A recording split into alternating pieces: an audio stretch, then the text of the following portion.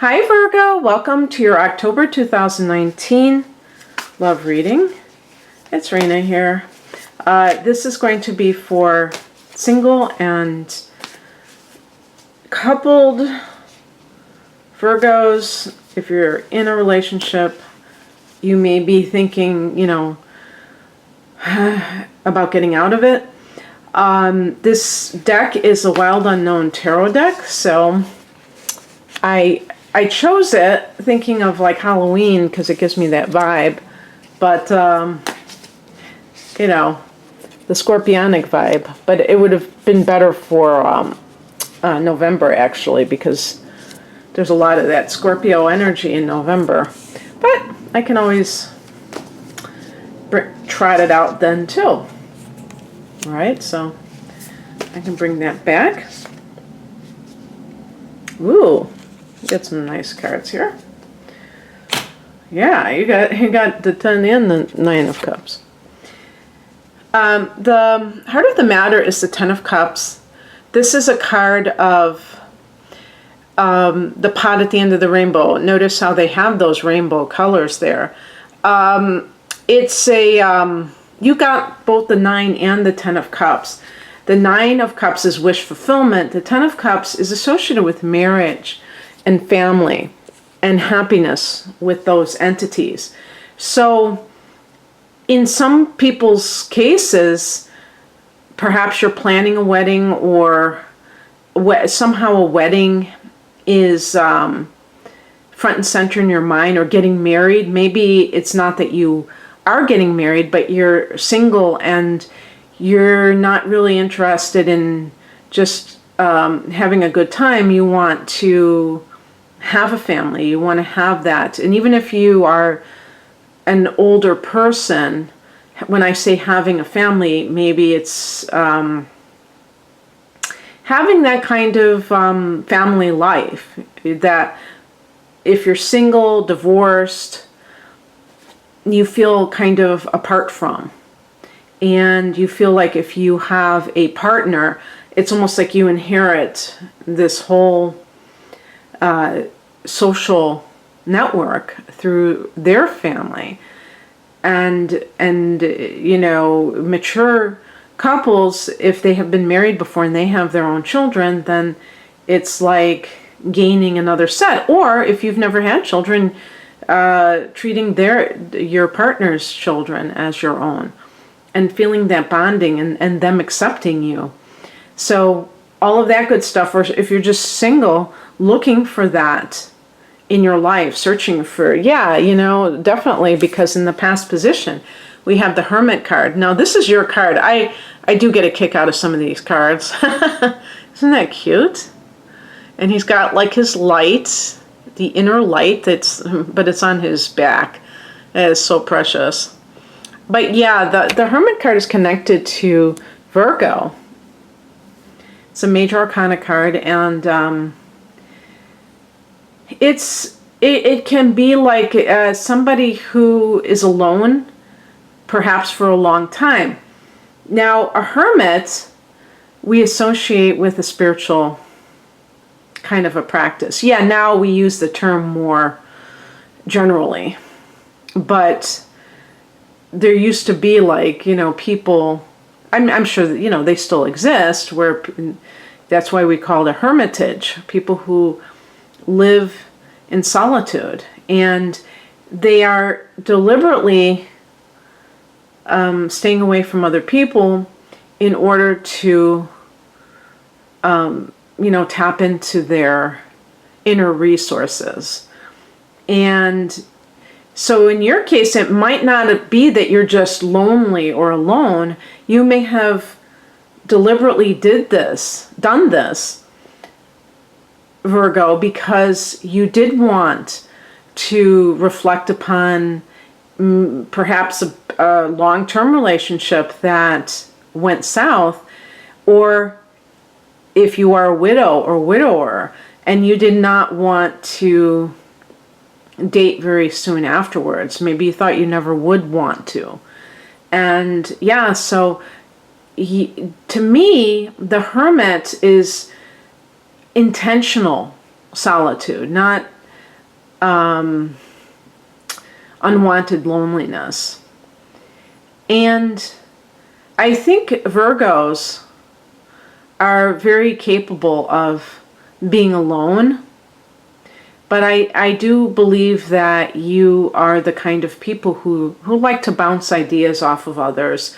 You know, you're ruled by Mercury, so you're very, your mind is very active, and you do like to talk with other people and share ideas and things like that.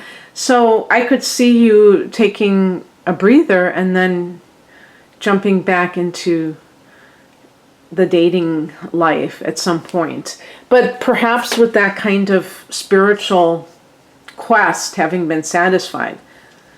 And I'm not even talking about something formal, but just what you are into. The higher message is the Six of Pentacles. This is a card of mutuality in relationships. And so if you have found somebody, perhaps you feel that sense of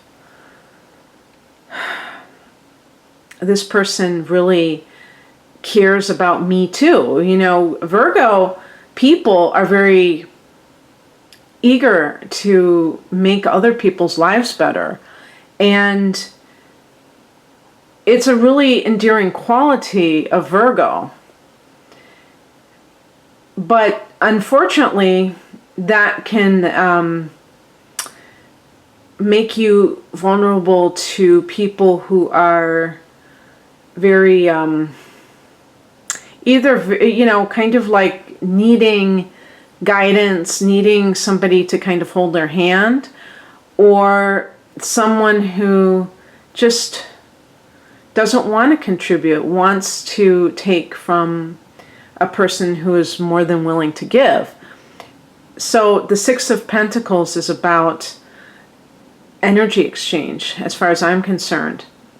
So with the Ten of Cups, if you do have marriage on the mind, and marriage not just meaning legal document, signing on the dotted line, but, you know, living together, perhaps a monogamous relationship, your spiritual lesson is to not just try to do everything for a person as soon as you meet them. You may be like trying to make yourself indispensable to this person so that they will realize they can't live without you. But, you know, you could either attract a very dependent type of person, a helpless type of person, or a person who, like I said before, is not really interested in a mutual relationship. What crosses you is the Two of Cups, and I've been getting this. I think this is the third time I've gotten this card in that exact position. And I would say there could be a couple of things that are going on for you right now, as well as other people who have gotten this. Either there is somebody from your past that the breakup you still haven't gotten over. Maybe it's not that distant a past. Maybe, like I had said earlier, if you were in a long-term marriage, you may have been like the Hermit and spent time alone, but perhaps you still need more healing, and you still are kind of reeling from the breakup. In some cases, this could be like the one that got away, the person that you've never gotten over. Could be decades ago, and you have tried to forget this person through subsequent relationships, and it just is not happening. For others, the Two of Cups in the challenge position can be a lack of forgiveness, especially if you have a moon sign like Taurus or Scorpio, which are both fixed signs, and you may have hardened your heart as it relates to somebody who may have done you wrong, who you may have a really good reason to be pissed off at them. But the fact that you are not forgiving what they have done is only holding you back. It doesn't do you any good, in other words, because you are somebody who is trying to move on, at least in theory, and yet you may have a lack of trust, and if you traced it back, it might be to some relationship where you gave your heart and the person, trampled it, and you may feel like you can't risk that again, that you're afraid. So it all depends on which Virgo you are, what the Two of Cups represents. If a marriage ended, a relationship ended, and the other person was the one who ended it, there could be that secret hope, and then that person is going to come to their senses and want you back again. If that is the case, Virgo, what I would say to you is, what was the reason that the person gave for why they left you? I am always shocked and amazed. I've had more than one situation where somebody just left the other person, and the person who's contacting me is saying that somebody left them and didn't even explain why they were leaving, just left, maybe just ghosted them, just like split, left, and they want them back. And I'm like, why would you want somebody back who could do something like that? That's like totally unacceptable. It really is. How can you trust somebody like that, that they're not going to do that again? So if that happened to you, it's very important for you to look at what transpired as directly as you can, not with any kind of window dressing, and realize that even if they may have had a good reason in some cases, maybe the two of you were fighting a lot or something like that, you weren't getting along, if they didn't even tell you, no, I just think that's unacceptable. But that's just my opinion, right? So it just seems like for some of you, it could be pining away for somebody. I made the mention in some of these other readings that it could be a twin flame situation. I can't remember if I have done a twin flames reading for Virgo. I did begin a series for September and October of this year, and I kind of put that on ice while I'm doing the more kind of time-sensitive readings, but I am going to get back to those. But you can check my playlist for that. I might have already done your sign, I can't remember. What's coming in is the Son of Cups, that is the Knight of Cups, and this can be the proverbial knight in shining armor. It can be an offer. So an offer of love, somebody who perhaps has always had a thing for you, and now they know you're on the market again, and they, just spill the beans one night.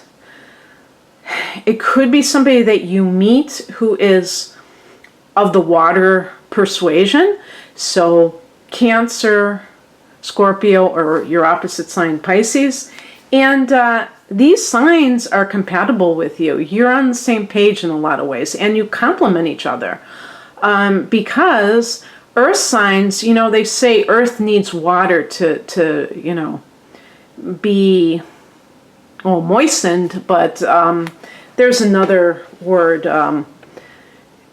needs its soil to be I can't think of it. It's not drenched, but if you know that saying in astrology, please write it down below, because I'm drawing a blank now. But you know, those two elements go together very well. They're both feminine signs, so there's a lot of that domestic bliss that both of these elements are seeking. And so you definitely are on the same page in that regard. And you know, you see here that we have several cups, actually 4. So that could, you know, really enhance this possibility. Then the outcome is the 9 of Cups, wish fulfillment. So if you're wishing for this marriage material individual to come into your life, you can attract it into your reality.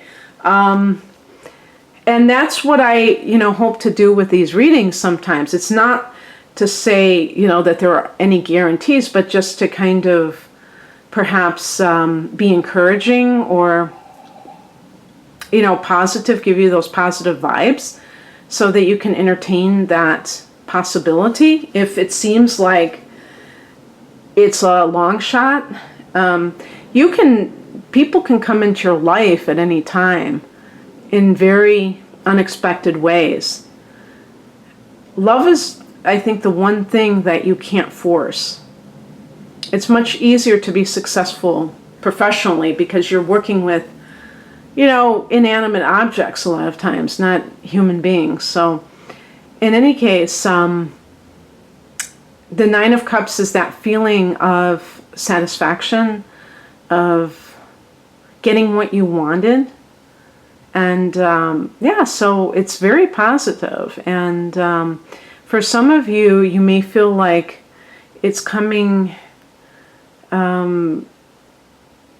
at the 11th hour, in a sense, where you almost were ready to just throw in the towel and say, I guess I'm going to be a hermit for the rest of my life. And then, you know, it comes into your life. So I hope that you enjoyed this. If you'd like a more detailed love reading using your natal chart, please check out my offerings at RainaMoonAstrology.com. The link is below. Take care.